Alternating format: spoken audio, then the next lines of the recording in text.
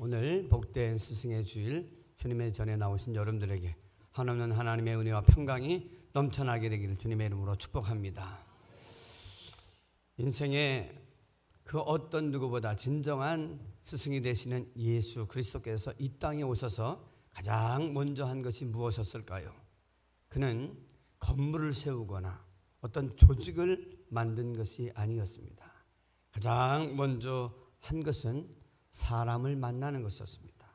베드로를 만나고 그리고 요한과 야고보를 만나고 마태를 만났습니다. 왜 예수님께서 사람을 만나는 그러한 일들을 먼저 하셨을까요? 하나님의 나라를 세워가실 때 여러분 만남이라고 하는 그 관계를 통해서 하나님의 나라를 세워갈 수 있기 때문입니다. 여러분 우리는 인생을 살아가면서 수많은 많은 만남을 갖게 됩니다. 그러나 그 만남 가운데 어떤 만남은 잠시 만났다가 스쳐 지나가고 만났는데 그 다음에 이름조차 기억하지 못하는 경우도 많이 있습니다. 그러나 어떤 만남은 한 번을 만나도 가슴에 울렁이는 만남이 있고 그리고 그의 다독였던 한 번의 따뜻한 그 손길이 내 마음에 우울하고 낙심됐던 마음을 일으켜 주었던 따뜻함이 남아있는 사람도 있습니다. 그리고 어떤 사람의 그 따뜻한 말 한마디는 절망했던 사람을 일으켜 세워주기도 합니다. 그렇기 때문에 만남이라고 하는 것은 어찌 보면 단순한 정보 교환이 아니라 영혼과 영혼을 이어주고 그리고 정말로 우리의 삶 전체를 새롭게 의미 있게 만들어주는 그런 존재와 존재를 연결시켜주는 귀한 만남입니다. 그런데 이러한 만남 가운데 가장 신비한 만남이 있습니다. 그것은 무엇이냐? 주님 안에서 스승과 제자가 되어지는 만남입니다. 왜냐하면 이러한 만남은 세상에서 만남만이 아니라 영원한 하나님의 나라까지 이어지는 소중한 만남이기 때문에 생명의 만남이라고 할 수 있습니다. 그런데 오늘 예수를 만나서 완전히 그의 인생이 달라진 그 한 사람이 제자를 삼는 모습이 나오고 있습니다. 바로 사도 바울과 디모데의 모습입니다. 그들의 모습은 스승과 제자의 만남인데 감히 세상이 이해할 수 없는 정말로 신비한 만남처럼 생명의 관계를 맺고 있는 것을 보게 됩니다. 그런 신비한 만남이 어떻게 이루어지는지 한번 본문을 통해서 살펴보면서 우리는 과연 신비한 만남을 이루는 사람이 되려고 하면 어떠한 사람들이 되어야 할까 한번 살펴보기를 원합니다. 첫 번째 한번 다 같이 한번 읽어보십시다. 시작. 진실로 배워 삶으로 살아내는 좋은 제자가 되어야 합니다. 여러분 제자라고 하는 것은 그냥 귀로 듣고 그리고 머리로 이해하고 그리고 끝나는 것이 아니라 진정한 제자는 삶으로 배움을 살아내는 피워내는 사람이 진정한 제자라는 거예요. 오늘 본문은 사도 바울의 모습이 나오는데 사도 바울은요 이 디모데를 가리켜서 뭐라고 이야기하냐면 아들이라고 표현합니다. 아들. 우리 한번 5절을 다 같이 한번 볼까요? 5절입니다. 시작. 이는 내 속에 거짓이 없는 믿음이 있음을 생각함이라. 자 여기 보니까 그 디모데를 아들같이 여기는데 여기 보니까 내 속에 거짓이 없는 믿음이 있음을 생각합니다. 디모데의 이름이 하나님을 경외하는 자 그리고 하나님을 사랑하는 자 이런 뜻이 있어요. 그런데 그 이름대로 이름값을 하며 사는 귀한 그러한 사람이 됩니다. 그것은 바로 여기 보니까 내 속에 거짓이 없다. 거짓이 없다는 말은 헬라어로 아니포 크리스토로스라고 하는 뜻인데 꾸밈이 없다. 어떤 연기하는 것이 아니다. 이런 뜻이 있다고 합니다. 그러니까 지금 디모데가 진정한 제자가 된 모습은 선생님 앞에서 그런 척하는 연기하고 꾸미는 그러한 믿음이 아니라 사도 바울 앞에서나 세상에 나가서나 어디에서나 그렇게 진실된 모습으로 살아가는 모습이 있기 때문에 그는 진정한 제자가 될 수 있었다는 것입니다. 그렇습니다. 특별히 바울이 디모데후서를 쓰는 가운데 어려움 중에 있었어요. 그런데 사도 바울은 그 누구보다도 디모데를 굉장히 보고 싶어하는 모습을 보게 됩니다. 왜 그럴까요? 4절을 한번 볼까요? 다시 한번 4절 보면 내 눈물을 생각하여 너 보기를 원함은. 여러분, 사람이 지금 가장 어려울 때, 사도 바울이 지금 가장 어려울 때 누구를 보고 싶어해요? 디모데를 보고 싶어해요. 사람이 어려울 때, 가장 힘들 때 누군가를 떠올리고 그 사람을 보고 싶다는 것은 굉장히 그 사람이 어떤 사람이라는 거예요? 소중한 사람이라는 거예요. 오늘 사도 바울이 지금 어려운 가운데 있는데 그 누구보다도 이 디모데를 보고 싶어 한다는 얘기는 디모데가 그냥 지나가는 건성적인 제자가 아니라 진정한 제자였다는 거예요. 가장 어려울 때 떠오르는 사람, 가장 힘들 때 보고 싶은 사람, 그 사람이 바로 바울에게는 디모데였다는 거예요. 여러분, 우리가 이런 말이 있죠. 눈물로 빵을 함께 나눈 사람은 어떻게 해요? 잊어버릴 수 없다, 그렇게 이야기합니다. 오늘 바라기는 저와 여러분이 누군가에게 정말로 힘겹고 어려울 때 기억나는 사람, 그런 사람들이 되길 간절히 바랍니다. 룻기 1장을 보면 여러분, 어려운 한 가정의 이야기가 나옵니다. 나오미가 예루살렘을 떠나서 저 모압에 가서 삽니다. 그런데 가서 남편이 죽고 사랑하는 두 아들이 죽습니다. 정말로 사랑하는 그런 두 아들이 죽으면서 이제는 자부들만 둘이 덩그러니 있습니다. 세 여자만 있어요. 그런 가운데 안 되겠다, 내가 예루살렘으로 돌아가겠다고 할 때에 어떻게 해요? 그 자부인 루시 어머니에게 이렇게 이야기합니다. 룻기 1장 16절입니다. 한번 볼까요? 시작. 루시 이르되 내게 어머니를 떠나며 어머니를 따르지 말고 돌아가라. 강권하지 마옵소서. 어머니께서 가시는 곳에 나도 가고 어머니께서 머무시는 곳에서 나도 머물겠나이다. 어머니의 백성이 나의 백성이 되고 어머니의 하나님이 나의 하나님이 되시리니 어머니의 하나님이 나의 하나님이 되시리니. 여기 보면 아름다운 자부의 모습이 나옵니다. 여러분, 남겨놓은 아무것도 재산도 없는 그런 상황, 자기 남편도 죽었어요. 어머니도 남편을 잃었어요. 그래서 세 여인들만 있는 그 가정인데 이제 더 이상 여기서 살 수 없겠다고 돌아간다고 하면서 너는 모압으로 가라, 나는 이제 고향으로 돌아가겠다, 그렇게 이야기할 때에 루시 시어머니 나오미를 보면서 이렇게 이야기하는 거예요. 뭐라고요? 어머니, 그런 말 하지 마세요. 나는 이미 어머니의 며느리가 됐습니다. 그런데 중요한 것은 아무것도 없어도 어머니의 하나님을 나는 만났습니다. 그리고 어머니의 그 하나님이 살아계신 하나님임을 나는 믿게 되었습니다. 그러니까 진정한 제자는 보니까 어떻게 해요? 좋은 상황이어서, 그리고 정말 괜찮은 환경이어서, 좋은 여건이어서 여러분 제자가 되는 게 아니더라고요. 제자 되려고 하는 그 마음이 아름다운 마음이라는 게, 거짓 없는 마음이라는 게. 아무리 가진 것이 없어도 어머니가 형편무인지경이라고 할지라도 어머니의 그 사는 모습을 보니까 나는 정말 어머니의 그 진실함을 보고 살아계신 하나님을 보게 되었습니다 하면서 어떻게 어려운 가운데서도 어머니를 따라가려고 하는 아름다운 모습을 보여줍니다. 여러분, 진정한 제자란 좋을 때만 따르고 좋을 때만 제자 되겠다고 하는 것이 아니라 힘겹고 어렵고 벅차다고 할지라도 여러분 따라가는 사람이 진정한 제자인 줄로 믿습니다. 그런데 남다른 또 열정이 있는 거예요. 그랬더니 하나님께서 아무것도 없는 여인들이 예루살렘으로 갔지만 거기서 하나님께서 만남의 축복을 주셔서 보아스를 만나게 하시고 예수님의 조상이 되어지고 다윗의 조상이 되어는 왕가를 이루는 놀라운 축복의 가문이 되게 하신 줄로 믿습니다. 그러니까 진짜 제자라고 하는 것은 어떻게 해요? 흉내내는 것을 넘어서 스승의 그 심장을 가슴에 담아서 삶으로 살아내는 그런 제자가 진정한 제자라는 거예요. 얼마 전에 국민일보에 나왔던 그런 간증을 제가 읽을 기회가 있었습니다. 조현석 장로님의 이야기였는데요. 그분은 지우특허 법률사무소를 냈습니다. 이분의 아름다운 간증이 제 마음을 감동시켰는데 이야기는 이렇습니다. 이 조연석 학생이 고등학교를 다니는데 어떻게 해요? 공부가 잘 안 됩니다.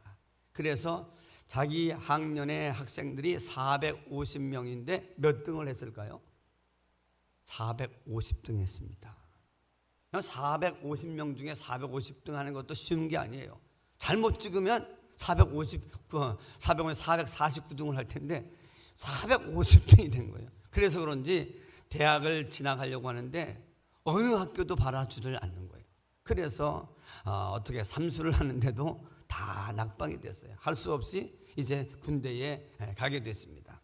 군대에 가게 되었는데 참으로 힘겹잖아요. 그런 가운데 마음이 낙심이 되어지고 어려울 때에 군종사병이 복음을 전하는 가운데 그 복음을 받아들이고 교회를 다니고 이제 그 군종사병을 따라서 주의를 지키면서 하나님을 믿기 시작했어요. 그런데 그 군종사병이 얼마나 아름답게 진실하게 예수를 믿든지 간에 감동이 되어져서 그 사람이 하는 것을 고스란히 따라하게 됐습니다. 보니까 어려울 때 낙심하지 않냐고 찬송하고 힘들 때 새벽에 일어나서 새벽 기도하고 그리고 어떻게 똑같이 군대 생활을 하는데 남다른 모습을 보면서 따라하는 거예요. 그런데 말씀을 듣고 그 말씀을 묵상하면서 함께 나누고 그래서 자기의 마음속에 꿈이 생겼습니다. 하나님, 내가 군대를 나가게 되어지면 다시 대학에 진학하도록 도전할 때 내게 좀 지혜를 주세요. 그래 열심히 공부했더니만 어떻게 해요? 군대를 나가서 학력고사를 봤는데 국민대학교 전자공학과에 수석으로 합격하게 됩니다. 450등이 수석으로 들어갔어요. 6년간의 장학금을 받고 그리고 매달 20만 원의 생활비 보조를 받게 됐습니다. 그리고 나오면서 수석으로 졸업을 했는데 마음속에 하나님, 내가 이왕이면 기술 고등고시에 내가 합격하기를 원합니다. 간절히 기도하면서 새벽에 나가서 또 기도하는 거예요. 그런데 기도하다 보니까 이왕 붙들고 하나님의 영광을 드러내기 원하오니 하나님, 기술 고등고시에 수석으로 합격하게 해주세요. 기도했더니 어떻게 해요? 시험을 봤는데 어떻게 됐을까요? 수석으로 2000년 그때에 여러분 수석으로 합격하는 영광을 안게 됩니다. 그래서 특허청에 들어가서 열심히 일을 하게 돼요. 그런데 특허청에 바쁘고 분주하니까 수요 예배, 금요 기도에 새벽 기도를 할 수가 없는 거예요. 그래서 안 되겠다 고민하는 가운데 결단을 하고 특허청에서 일하는 것을 사표를 내고 자기 치유 법률 사무소라고 하는 그것을 냈습니다. 그런데 놀라운 것은 하나님께서 하늘 창고를 열어서 부어주시는데 감당할 수 없는 은혜와 복을 허락해 주시더라는 거예요. 여러분, 하루를 열면서 직원들과 함께 예배를 드리고 그리고 하나님 마음껏 찬양하는 거예요. 그래서 그가 가장 그 군종사병에게 배웠던 건 뭐냐면 예배의 소중함이었어요. 아무리 내가 분주하고 바쁘더라도 나의 나됨은 450등의 꼴찌가 내가 수석이 된 것은 이건 내 능력이 아니야. 이거는 하나님이 주신 거야. 할렐루야. 그런 마음을 가지고 나로 하여금 하나님을 만나서 나의 인생이 이렇게 바뀌게 된 것을 알고 고백하면서 예배를 붙잡았다는 거예요. 그런데 그 모습이 누구의 모습이었어요? 군종사병을 그대로 본받은 거예요. 여러분, 하나님을 기쁘시게 하는 그 모습을 배우려고 했던 작은 그 450등 하던 그 꼴찌가 여러분 군종사병을 그대로 닮아서 예배를 드리기 시작하니까 하나님께서 높이시는데 하나님이 높이시면 낮출 자가 없는 줄로 믿습니다. 그렇습니다. 오늘 인생을 살아가면서 우리 삶 가운데 하나님이 내게 주시는 기회들, 내게 주시는 가르침, 이 모든 것들을 한 귀로 듣고 한 귀로 흘려버리는 것이 아니라 그것을 마음에 새길 뿐만 아니라 내 삶으로 피워내는 그러한 제자가 되려고 하는 거룩한 비전이 저와 여러분들의 삶이 되길 간절히 바랍니다. 여러분, 우리가 준비 찬양하면서 뭐라 그랬어요? 하나님의 꿈이 나의 비전이 되고 예수님의 성품이 무엇이 되고 나의 인격이 되고 성령님의 권능이 무엇이 되고 나의 능력이 되길 원하고 바라고 기도합니다. 이것이 제자된 마음이어야 될 줄로 믿습니다. 예수를 믿는데 1년, 2년, 3년이 지나가면 예수의 성품이 나의 인격이 되어지고 하나님의 권능이 나의 능력이 되어지고 예수님의 성품이 나의 인격이 되어져서 말하는 것이나 무엇하는 것이나 다 예수를 드러내는 진정한 제자의 모습이 나와야 될 줄로 믿습니다. 그럴 때 하나님께서는 제2의 디모데가 되게 하시고 제2의 조연석 장로가 되어지는 놀라운 일들이 우리 교회 가운데, 가정 가운데 일어나기를 주님의 이름으로 축복합니다. 두 번째로 신비한 만남을 이루는 사람이 되려고 하면 한번 읽어봅니다. 두 번째, 시작. 아비와 같은 심장을 가진 좋은 스승이 되어야 합니다. 여러분, 세상에 보면 많은 사람들이 그런 얘기합니다. 코치도 많고 멘토도 많고 똑똑한 사람도 많은데 누가 없다? 진정한 스승이 부족하다. 오늘은 스승의 주일이에요. 그런데 세상에 많이들 교사는 많지만 스승이 부족하다. 왜 그래요? 그 이유는 다른 것이 아니라 가르치기만 하지 그들을 사랑으로, 가슴으로 낳을 줄 모르기 때문에 그래요. 오늘 사도 바울은 2절에 이렇게 디모데를 가리킵니다. 한번 2절 볼까요? 2절 다 같이 한번 봅니다. 시작. 사랑하는 아들 디모데에게 뭐라고요? 편지하노니. 여러분, 분명히 사도 바울은 결혼한 적이 없어요. 남자예요. 그런데도 불구하고 사랑하는 디모데를 뭐라고 가리킨다고요? 아들로 명시하고 있어요. 무슨 얘기입니까? 육적으로만 낳는 것이 아니라 영적으로, 사랑으로, 가슴으로 낳는 자녀도 있다는 거예요. 이 단어를 테크논이라고 하는데 이 단어는 어떻게 해요? 영적인 단어예요. 사랑과 가슴으로 낳는 의미를 가지고 있어요. 그렇다고 하면 오늘 우리가 신앙생활하면서 5년 되고 10년이 되어지면 어떻게 해요? 나는 예수님의 제자입니다. 누구의 제자입니다. 그것도 좋지만 어느 때가 되면 어떻게 해요? 마태복음 28장 19절에 예수님께서 뭐라고 말씀하셨습니까? 모든 족속으로 제자를 삼아. 따라해 봅니다. 모든 족속으로 제자를 삼아. 그런 이야기하면 제자를 삼는 사람을 뭐라고 그래요? 스승이라고 하지 않습니까?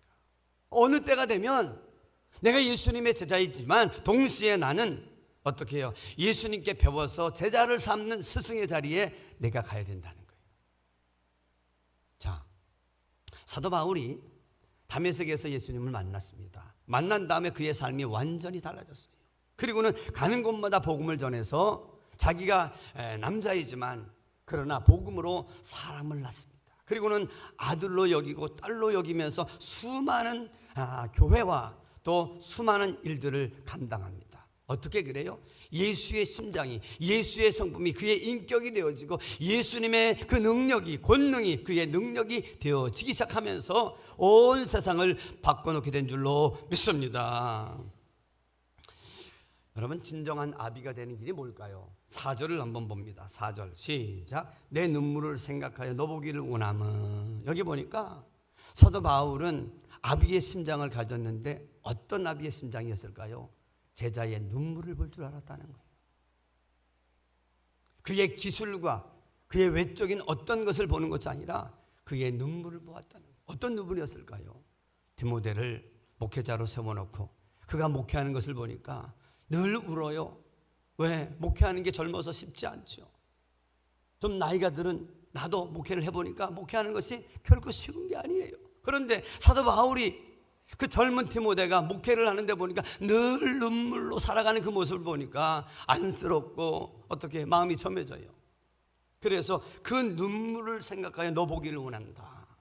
여러분, 인생에서 좀 전에도 말씀을 드렸지만 여러분, 누군가 정말 어려울 때 같이 울어줄 수 있는 사람, 그리고 나의 눈물을 보한 그 사람은 평생 우리가 잊어요, 못 잊어요? 잊지 못하게 돼요. 나의 눈물을 본 사람, 함께 울어준 사람, 함께 눈물을 흘렸던 사람은 잊혀지지가 않는 거예요. 오늘 사도 바울은 말로만이 아니라 그 사도 바울이 디모데의 그 모습을 보면서 그가 무엇으로 아파하는지, 무엇으로 괴로워하는지 그의 눈물을 볼 줄 아는 그러한 사랑의 눈이 있었다는 것입니다. 그래서 그는 거기에서 머무르지 아니하고 3절입니다. 3절 볼까요? 시작. 내가 밤낮 간구하는 가운데 쉬지 않고 너를 생각하여. 여기 보니까 밤낮 간구한다는 게 뭡니까?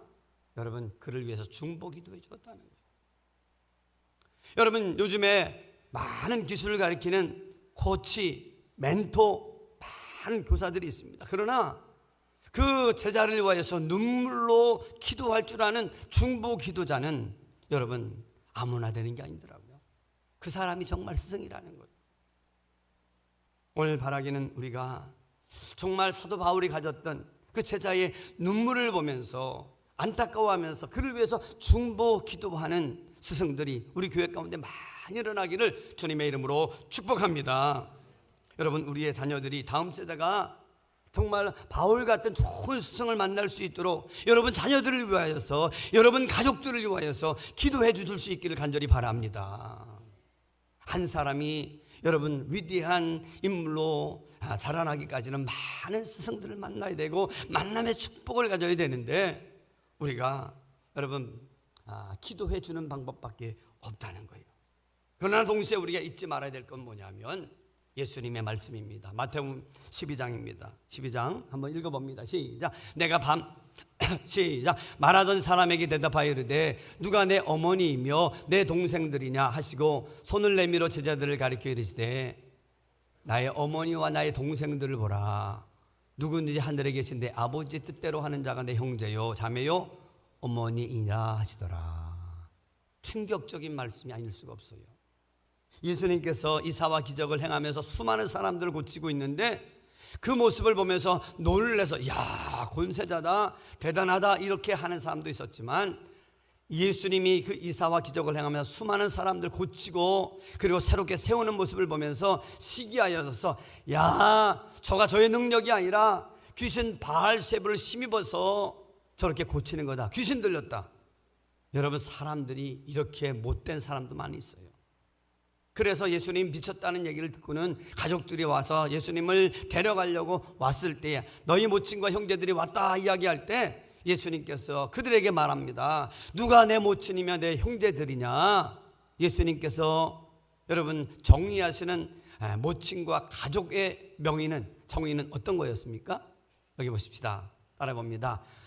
내 아버지의 뜻대로 행하는 자가 내 형제요 자매요 어머니라.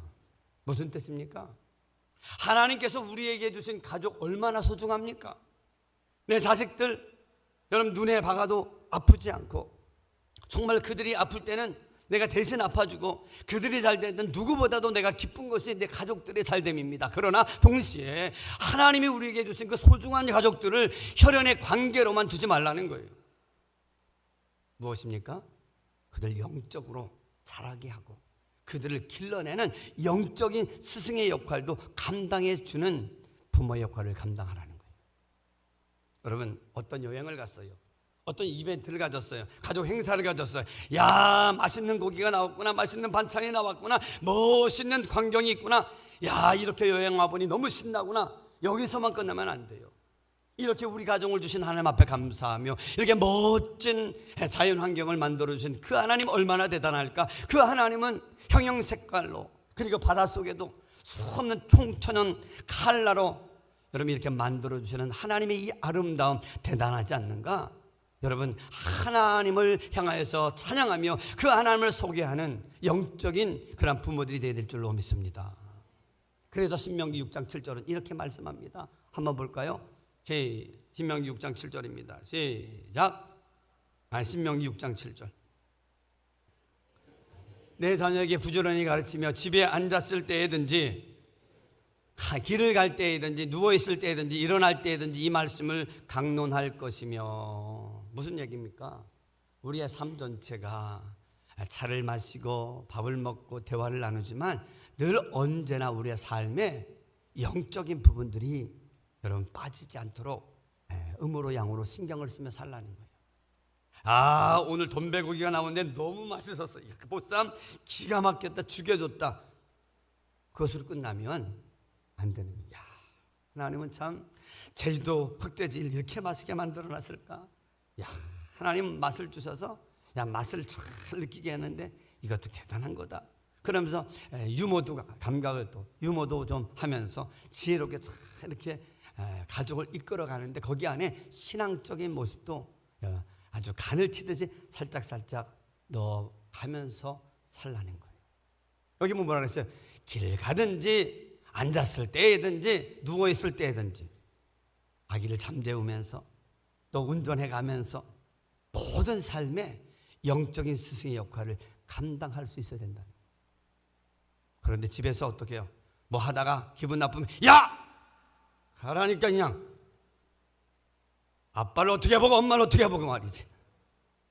여러분 이렇게만 하는 자기의 권세와 권위만 세우려고 하는 모습이 주님이 원하시는 모습이 결코 아니라는 거예요. 우리의 삶에 밥을 먹을 때도 옷을 입을 때도 여러분 좋은 옷, 좋은 것 사주고 입혀주는 거 귀하지만 영적인 부모의 역할을 놓쳐서는 안 된다. 우리 옆에 사람들과 함께 영적인 스승이 되어야 될 영적인 스승으로 살아가십시다. 시작.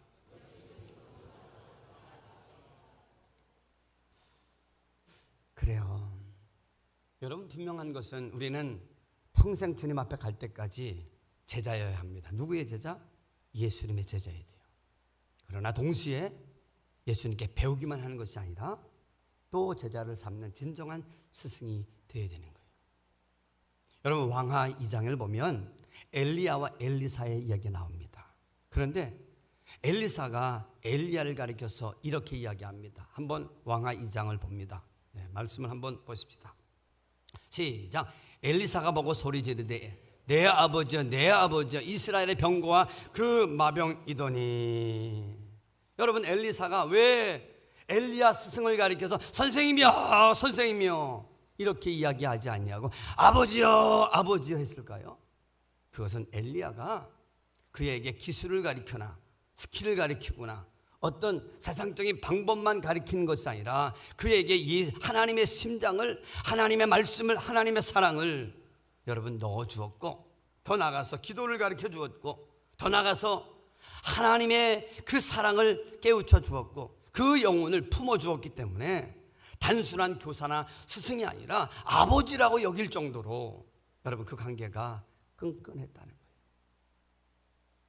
오늘 여러분 우리가 세상에 많은 교사요, 멘토요, 코치요 이런 많은 것들이 있지만 정말 하나님이 원하시는 것은 아비의 심장을 가지고 내 주변의 사람들을 돌아보며 중보기도하며 어떻게 해요? 가슴으로 낳는 영적인 스승의 역할을 잘 감당하는 그런 사람들이 하나님이 보실 때에 많이 나오기를 원하시는 줄로 믿습니다. 여러분 혹시 바이올린의 거장이었던 니콜라 토스카 파가니니를 혹시 아십니까? 이분은 이탈리아 사람인데 바이올린을 얼마나 기가 막히게 켰는지 몰라요.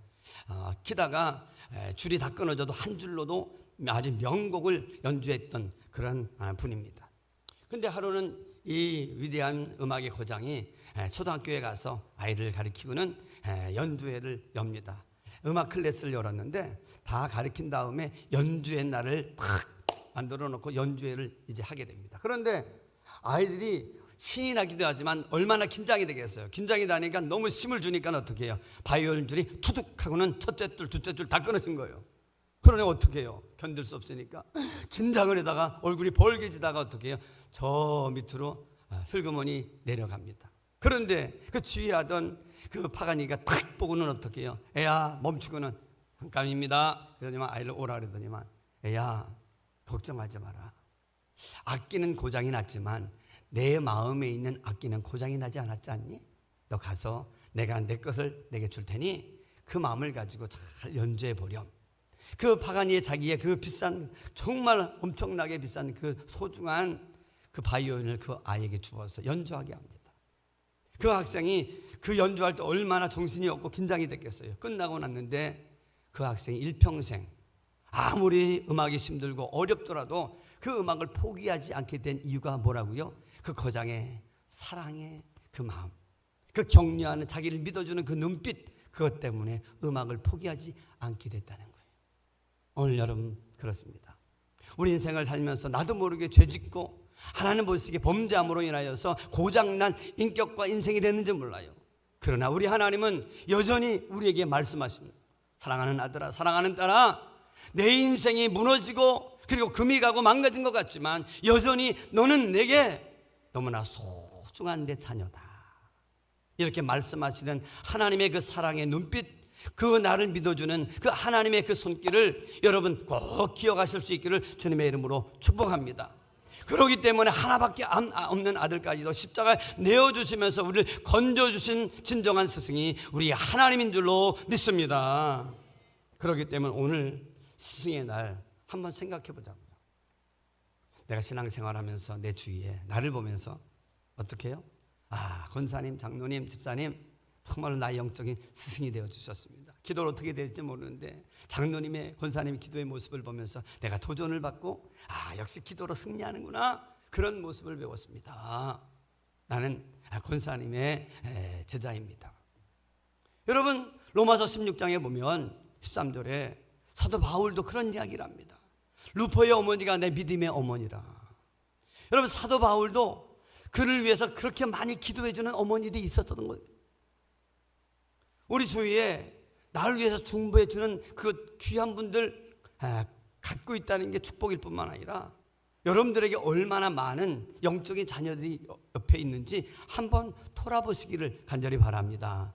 그래서 천국에 갔을 때에 하나님, 예수님, 내가 여기 천국까지 오기까지는 저 권사님 덕분에, 저 장로님 덕분에, 저 집사님 덕분에 내가 이 자리에 오게 됐습니다. 저분은 나의 영적인 스승이 있었습니다.